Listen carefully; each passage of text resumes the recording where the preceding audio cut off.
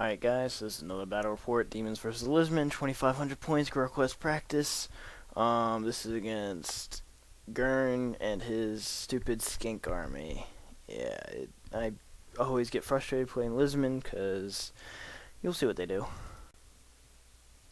So this is deployment. So we've got two hills, we've got two forests, we got a big thing in the middle, just standard practice. Over on the right, I've got my Soul Grinder. I deployed like this because I know he has chameleons, and also I've probably going to start doing this to my opponents as well. Dropping both Soul Grinders on the flanks. I usually get the +1, and I usually go first because I only have 7 drops in my army. And the Soul Grinders are fast enough to get close back to the middle, so I can drop them out like this and still not lose much from deployment. So I have the Soul Grinder out in the far right, I have Beast Nurgle in the middle, Epidemus' unit.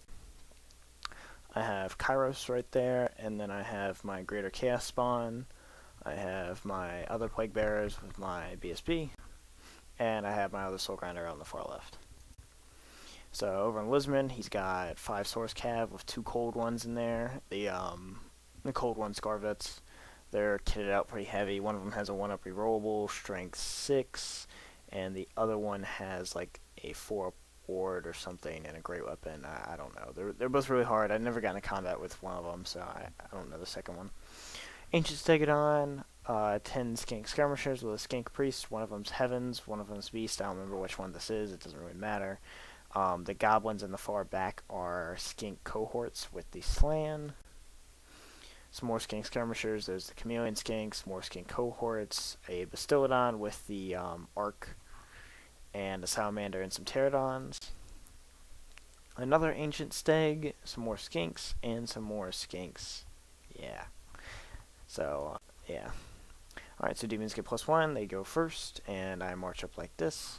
So, as you can see, the Soul Grinder got back to the middle, the Plague Bearers move up, the Greater Chaos Spawn moves up with Kairos. I hide Kairos behind the thing just to get some cover. Plague Bearers move up here. The guys over here move up. I mean, I'm pretty much just moving up because I want to threaten him. I've got a pretty long charges on most stuff, and he has to get pretty close to shoot anyways. So, just move up as much as possible. No point not to. Magic. Magic's pretty uneventful. I get Warp Gate off, and it does 2 wounds.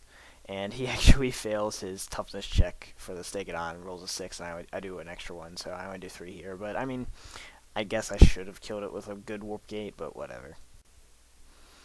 Alright, so Lizards turn 1, everything starts moving up. Skinks come over, start doing what Skinks do. Skinks are doing what Skinks do. As you can see, he's already got everything set up to run for days. Ancient Stag walks over here. He's just in range of the Soul Grinder, so he's going to start pop shotting at him. And then the Pterodons move behind me like here. So, right here, my opponent made a little bit of a mistake. I know he didn't notice, but because we went over it afterwards. But as you can see, right now nothing can charge him. However, the Greater Chaos Spawn is a random mover 3d6, and that's like a 9-inch for him, which is really easy.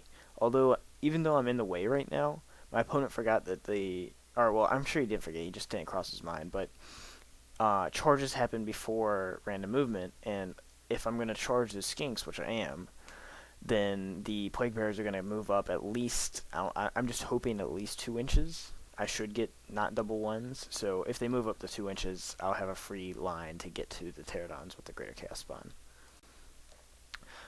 During shooting, Magic was uneventful, except he walked between worlds the Stegodon over, and then the Stegodon shot at the Greater Chaos Spawn and put 3 wounds on, unfortunately, but I mean, like, as long as he's alive, it's alright. Shooting over here, a lot of Skink shot and put 2 wounds on this Soul Grinder, not a big deal. And then Demons turn 2, and I do exactly what I said I was going to do. The Plague Bearers fail to charge on purpose after he runs, and then the Greater Chaos Spawn runs over and it's going to tear these Pterodons up. Woohoo. Kairos moves over like this. The Soul Grinder up front moves up. He's up here. I moved up like this because I can get a Flamer shot in.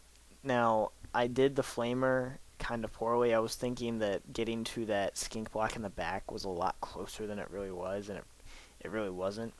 I wanted to keep a safe distance from the cold ones on my left, and I also had an angle like this, so I couldn't get a shot up the big row of skinks to my right. So it kind of poor on my part, but I should have just went after the skinks in the middle and just tried to line up there and break them down a little bit. Been a little bit better for points. Over here, everything starts walking up. The Beast Nurgle walks up a lot. Epidemus walks up full again. Soul Grinder over here is going to move up to get a shot off. And during my magic phase, I rolled double sixes. I got like 7 Plague Bearers, and I just threw down this because I mean they're gonna die, but the point of the thing was I'm gonna block the cold ones from coming in next turn, and that's all that really matters. Pterodons have 1 wound left, and he rolls double ones. Yeah, this game. But there's 1 Pterodon with 1 wound left, unfortunately. Soul Grinder over here gets a wound from... this is after magic phase.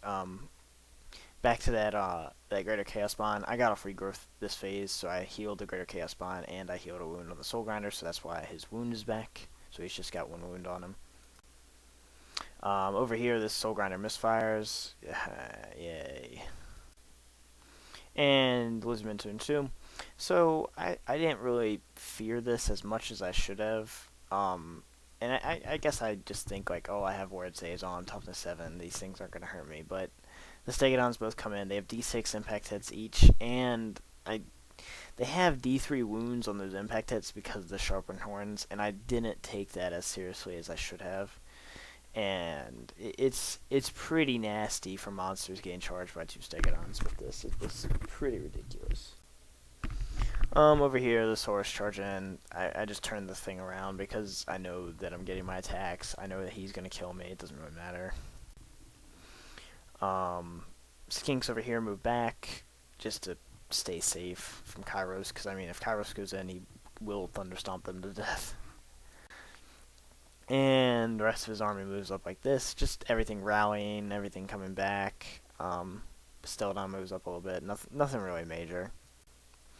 Over here, the skinks are just moving around, make sure I don't get any good charges or good shots. And during the magic phase, he puts a wound on Kairos with some random thing. I think it was the Soul Quench or something. Over here, he puts 2 wounds on the Soul Grinder with skink shots. 4 up armor, 5 up ward. Ugh. Over here, I actually take a cold 1 cav with me, so that's a bonus because that unit was basically free. And over here, yeah, the Stegodons plow through the Soul Grinder. They get 3 impact hits through, and I save none of them, and it kills me because it's D3 wounds each. And yeah, the overrun, one takes him in front of the Plague Bearers, the other one takes him into the flank of the Plague Bearers. So now we talked about this afterwards. It probably wasn't the best thing in the world to do this because although you can't see it from this picture, the spawn is going to come up right into the side of that Stegodon. Well, what I hoped to happen was I was going to put the spawn into the flank of that Pterodon and then put not the Pterodon, put the spawn into the side of that Stegodon and hopefully overrun into the other Stegodon. But, I mean, the Plague Bearers can kill them as well. Poison on 5 and 6s. And so that's what happens. The Pterodon dies from that round of combat. I just didn't show it. The spawn on my turn, no charges are made, but the spawn comes in, he makes it. It was pretty easy. It was like a 9. Everything over here moves up. Epidemus is finally in position. Woohoo! Movement 4. Soul Grinder goes into those skinks, and when they stand and shot me, they put 2 more wounds on me. So I have 1 wound left on the Soul Grinder, so that's why Kairos is over here. He flew over to help out the Soul Grinder and heal him. But, yeah, just kind of frustrating with 2 rounds of shooting, putting 5 wounds on a Soul Grinder when I have 4 up armor and 5 up ward.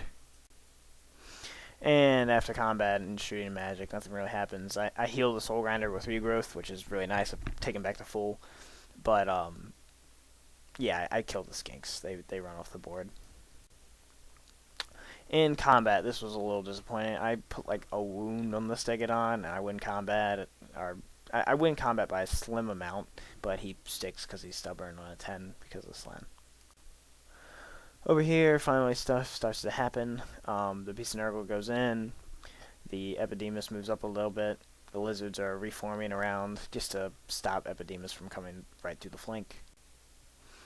Um, I missed some pictures here, but okay. So I think I missed Lizards turn 3, but Lizards turn 3, the Stegodon came in. The one of the Saurus Cav captains or Scarvets came into the Greater Chaos Spawn, and Skinks moved up like this. During the combat, I killed the front Stegodon because I got a lot more attacks. I just got a bunch of poisons. The BSB swung at him, and he put a lot of wounds on him. The Spawn didn't do anything because he swung at the Scarvet. He was making his 4 pre-rollables, and the Stegodon didn't really do much because he needed 5s to hit, and Thunderstomp is really all he's got. Over here, the Skinks over here run away. Yeah, I think I just skipped the Lizards turn 3.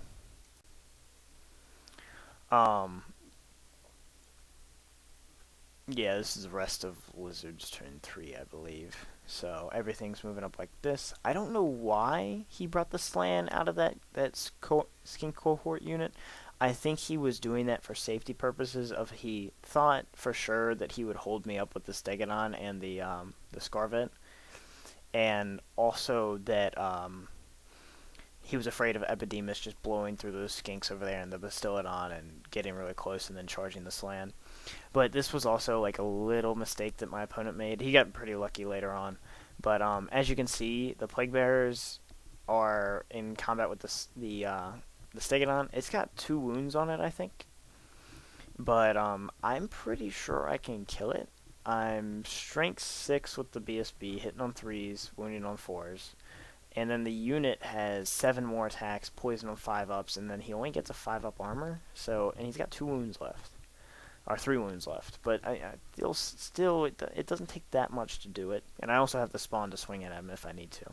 So my plan for this round is swing at the Stegodon, reform the Plague Bearers 4 wide, and then charge the Slan. And I'm pretty close, and I have the movement banner, so I don't know. It was pretty close.